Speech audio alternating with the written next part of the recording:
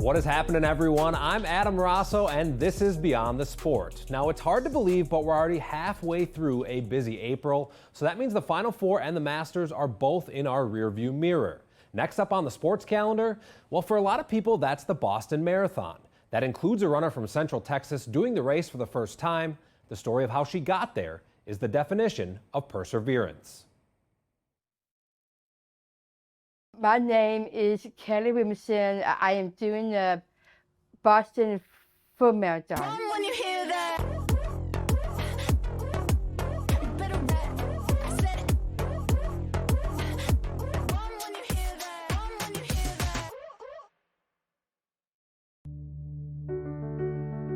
Boston is, I can't wrap my brain around it. It's such an iconic race. I know I'll be in tears. I know I will be happy that 26.2 miles are done, but the amount of pride, I don't think I could put that in words. Kayleigh will be runner number 321 for this year's Boston Marathon. That is the chromosome that causes Down syndrome. Special partnership between Adidas and the Boston Marathon debuted last year, reserving that number for a neurodivergent athlete.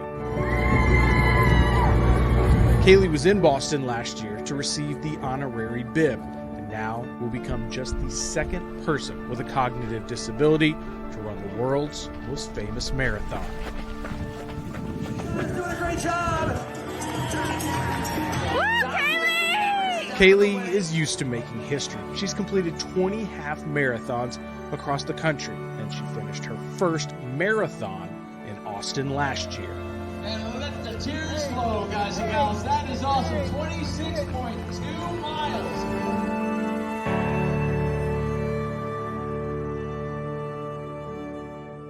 And I'm yelling back at her, Kayleigh, you got to come on. The finish line's right there. And she didn't want any part of it. It was just like, I don't care. I don't believe what you're telling me.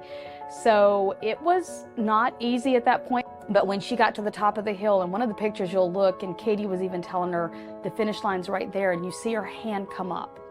And that's the point she was like, leave me alone, I see it. And she took off running. She did her dance. We hugged. A moment that I see my mom, she was starting crying when she was telling me that I am so proud of you. And then she told me that you're a marathoner. You're a marathoner. We first met Kayleigh back in 2021 when we learned she's been running away from others' expectations her entire life. I remember the doctor coming in and doing her first checkup, and I had started crying, and I said, you don't have to tell me. I said, I already know. They diagnosed her with Down syndrome the day after she was, that morning. I remember he looked at me and I was still crying. He said, Miss Williamson, face it. And he used the R word. She is. And when you collect yourself, I will come back in. I was advised probably not to keep her, to put her up for either adoption or put her in an institution in Baton Rouge. She was my daughter. She was coming home with me. My senior year in college, we lived on welfare and donations. Since that point, like, she's always surpassed what they expected. You're a rock star. Come on. The first time we talked to Kayleigh, she told us about the important role her grandmother played in her life, but we never could have imagined the impact of the timing of our story. 2 weeks after the release of y'all's video back in 2021, my mom was admitted to the hospital on January the 10th, and decisions had to be made. And so she entered into hospice. At that time, we were able to show her that video, and she just kept touching the video. Kayleigh's grandma died just a few weeks later, but she's still present in Kayleigh's life through the letters that Kayleigh writes her.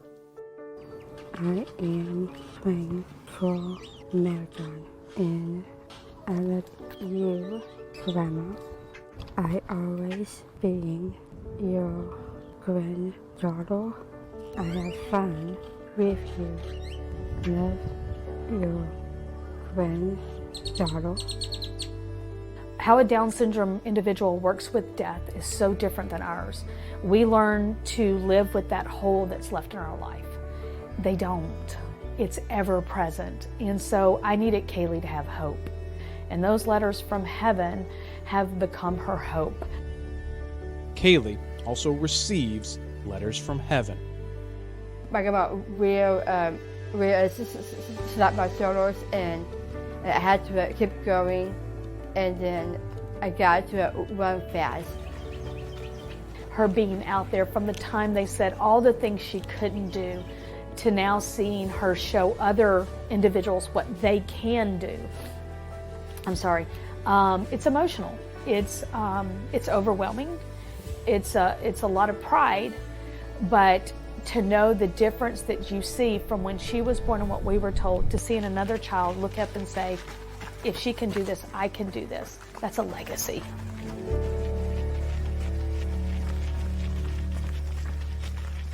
Man, just really hard to not be inspired by Kayleigh and what she's accomplishing. Good luck to her and to everyone running in Boston on Monday morning.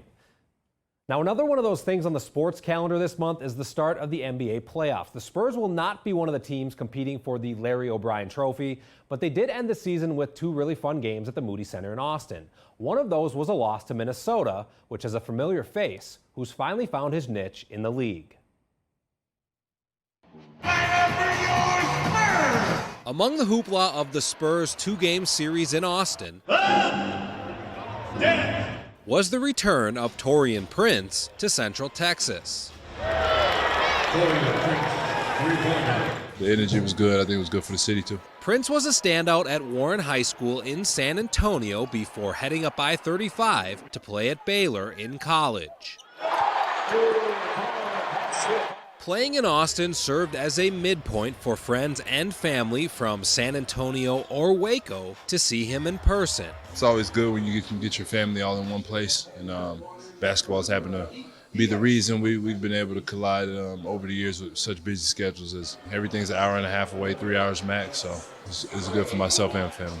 After bouncing around 3 teams in his first 5 seasons as a pro, Prince has settled into his role off the bench with Minnesota. I mean, this was extremely important for us. It was an outstanding system fit. This year, he was probably, in the beginning of the season, one of our leading lights, just, kind of playing at a high level, clicked right into his role.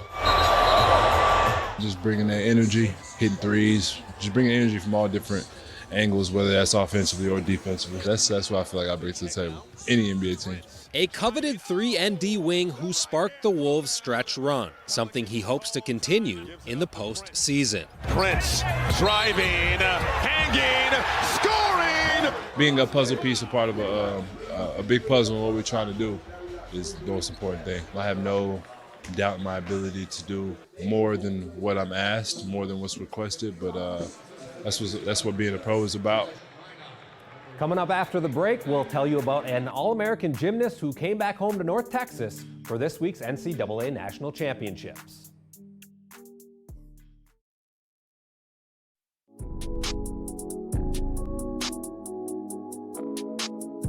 The best of the best in women's gymnastics have descended upon Fort Worth this week for the NCAA Championships. No Texas schools made the Final 8, but there are some individuals from the Lone Star State on a few different teams, including UCLA's Chae Campbell. Here's Robbie Fueling with more on the Carrollton native.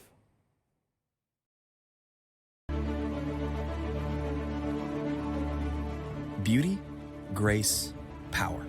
These are the attributes that define Chae Campbell now, and quite frankly, from the very beginning. So she started doing cartwheels, and then she started doing one-handed cartwheels, and then trying to do flips off the couch and off the bed, and bumping into the television set. So I'm just like, what am I gonna do with all this energy? And my mother thinking that was too dangerous, so she put me into like a little gym where I could do dance and I could do gymnastics, and I naturally fell in love with doing bars.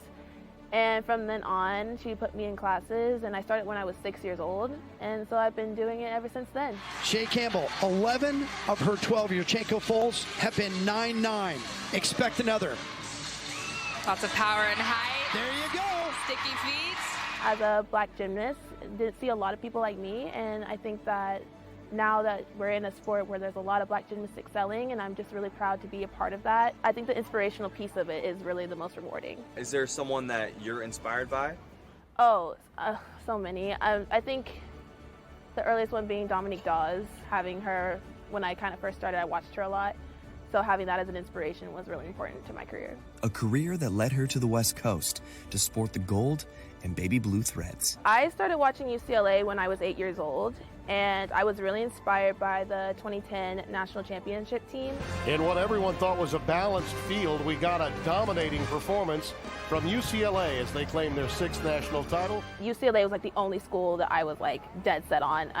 That was the only school that I visited, and when I got that offer to be a part of this team, it was literally a dream come true. And now that I'm living this life, it's just even more amazing. Safe to say no one is more proud than the woman who raised her. It's always just a pure blessing to see your child achieve their dreams. So she has wanted to go to UCLA and compete in nationals with her team since she was 8 years old. So seeing her here in this and given this opportunity with her teammates has just been, my heart is just filled with joy. Considering this is where I grew up, and the fact that I'm now in college competing, and I'm competing down the street from where I grew up in gymnastics, it means the world to me, and it's really cool just to have the support base and the fan base here. Although UCLA did not advance to the final, the moment and the achievement is not lost on Chae. I'm thinking back to the little girl that started gymnastics, and looking where I am now, I could not be more proud of myself, how far I've grown, how much adversity I've been through, and just being here. I'm just gonna live and enjoy the moment because I'm never gonna get this time back.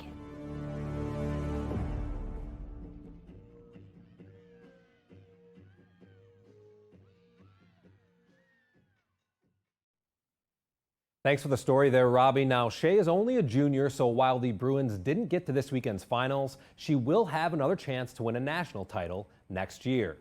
All right, staying in the Metroplex for this next story with twin brothers who are pursuing their football dreams in the XFL.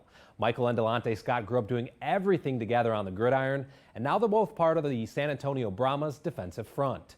They're also cherishing the opportunity to strap it up together once again. Have we ever went against each other?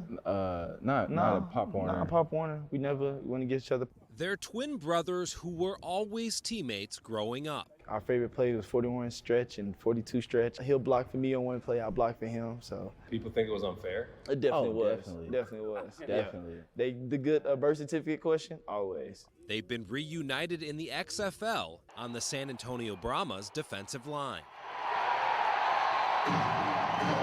Well, I get to finally prove that I'm better than him. That's the truth. Michael and Delonte Scott had actually planned to play together in college at SMU after graduating from Nimitz High School in Irving. I got kicked out. You know, going to college your first year, you really think you know it all, but you don't. You know what I'm saying? I was a big knucklehead and learned my lessons. Michael left the Hilltop for a junior college. Delonte stayed with the Mustangs. It was hard. Not being with my brother after for 19 years, you know what I'm saying? We've been in each other's space, fighting, bickering, loving each other. It was like your shadow just went missing, you know what I mean, so to speak. Because, you know, I'm used to turning around, hearing my brother's voice. With their separation came independence, and with their independence came introspection. We are two different individuals at the end of the day. So really getting to learn like what I like to do by myself and how I am by myself. Like one thing I did learn was that like really I'm an introverted kind of guy. I like to be kind of by myself. I didn't really have that opportunity because I had Michael. You're not fast, but who's faster? He always had my back, literally. So leaving him and not having him always around, I noticed how I leaned on him a lot. I used to ask him for so much and like just not having that guy that's like, hey bro, like what's this, what's that? You know what I'm saying? I had to step up to the plate. The childhood chemistry has returned on the football field. I can tell you this right now, we didn't imagine ourselves being here at all in the first place. I'm super excited. Like, you know, I miss my brother, miss playing with each other because, you know, like you said, we have a lot of fun. Twin brothers who are cherishing their time together after spending some time apart. I love it. Like I love being around my brother, going around flying. It's like, you know each other, what we're gonna do without even thinking about it. Delonte has quietly been one of the best defensive linemen in the entire XFL. He's got 10 tackles for loss in just 6 games played, a good showing for a guy who's been on 3 different NFL rosters since 2020. Now, as far as the actual team is concerned, well, Coach Hines Ward and the Brahmas, slim hopes of making it to the playoffs. Right now, San Antonio is 2 games back of Arlington with 2 weeks to play. Houston and Coach Wade Phillips have already clinched the other spot in the South Championship. It was a great game, I think, obviously. It shows you what this league is. I mean, there's so many things that can come up, and then the overtime is really exciting. I mean, we'd rather not been in that, but they did a great job kicking a long field goal.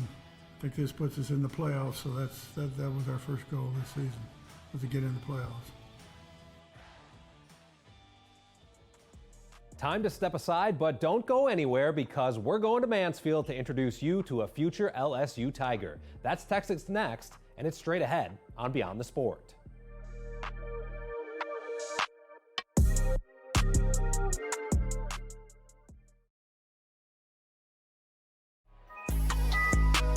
LSU has been the top team in college baseball for most of this season. That's where David Hogg will be heading when he's done crushing opposing pitchers at Mansfield High. Robbie Fueling has more about the Tigers shortstop in this week's Texas Next.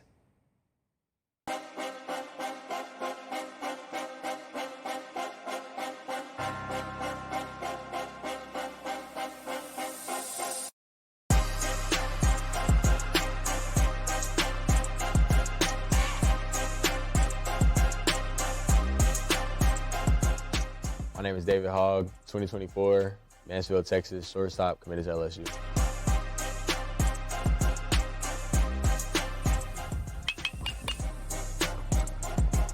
Hitting, there's just something about being in the box, getting to compete against a guy on the mound, especially when it's somebody that's dominant. You're playing on a big stage. That's one-on-one. I mean, hitting and pitching, hitting versus pitching is one-on-one, and I believe that's something that I love it. I mean, I love the competition. I love the competitiveness, the fire that comes with, it's me versus you.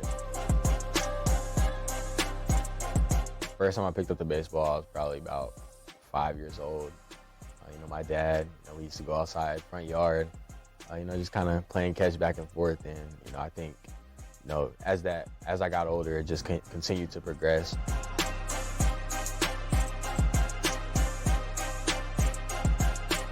I mean, I'm definitely up there as far as speed is concerned. So, I always got the quick first step. So that's something I was blessed with and, been able to keep up. Do you have any superstitions? Not really. I mean, honestly, when I step in, I tap the plate a few times and, I point up to God, God got me, and say a quick little prayer, and from there, it's really just that's it. Every time, that's it. Coach Chae from LSU, I mean, he's very well known in the baseball world. One of the best, if not the best, college hitting coach or hitting coach in general. Just him talking to me and my parents, and giving us the rundown of how he can help and how he can get me to the next level, that really stood out for me and ultimately helped me make my decision. Who's your favorite player that you look up to? Right now, I gotta go Tim Anderson. African American shortstops are there's not as many as there should be, and he's one that stays consistent. That's something that I can really respect because that's what I aspire to be one day. What time we are? Honestly, I fit right in. Everybody has a great personality, joke on and off the field. But honestly, when it's time to work and it's time to put our head down and get to work and grind, I think everybody has that in them, and that's something that's a key to a good team, and I believe that we are that.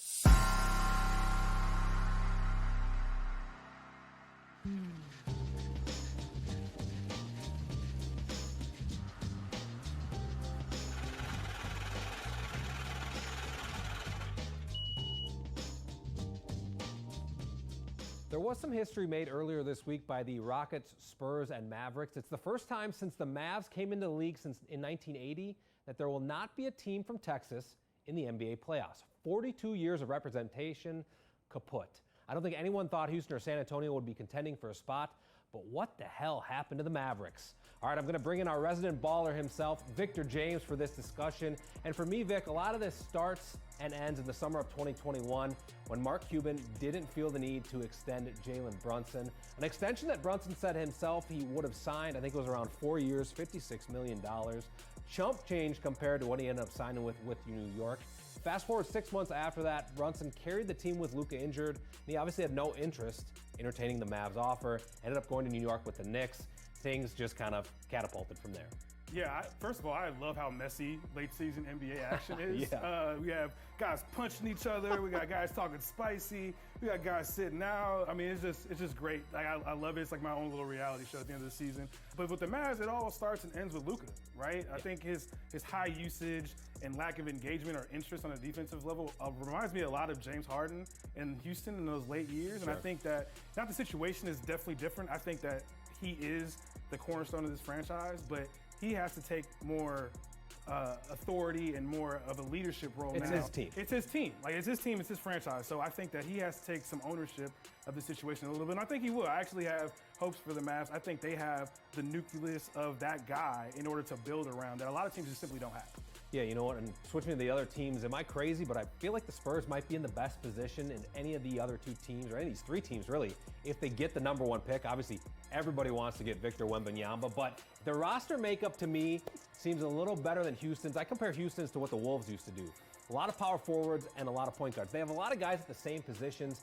A couple things I do think needs to happen for the Spurs. They need to re-sign Tre Jones after his breakout season. And Keldon Johnson, man, he's got to start playing some defense. Yeah, I think that's a little crazy because the Mavs still have, again, Luka Dončić. They have the franchise guy, but you're right about Houston and San Antonio for sure. Like, Keldon Johnson has to take that step. Whatever that step looks like, he has to become a guy that could be a contributing factor on a championship team, if that's what you think that he is, right? But they have pieces. So they have the engine and the culture, at least, established that Houston simply doesn't have as well. All right, Vic, it's going to be an interesting offseason, to say the least. We are out of time here on Beyond the Sport. Thanks to all of you for watching. We'll see you right back here next week. Thanks for watching our YouTube channel. And for more refreshing stories about your community, click the subscribe button right over here. You can also download our Spectrum News app to get live news coverage, weather alerts, and more wherever you are. And don't forget to tune in to Channel 55 on Dish and DirecTV for live local reporting every single day. We'll see you then.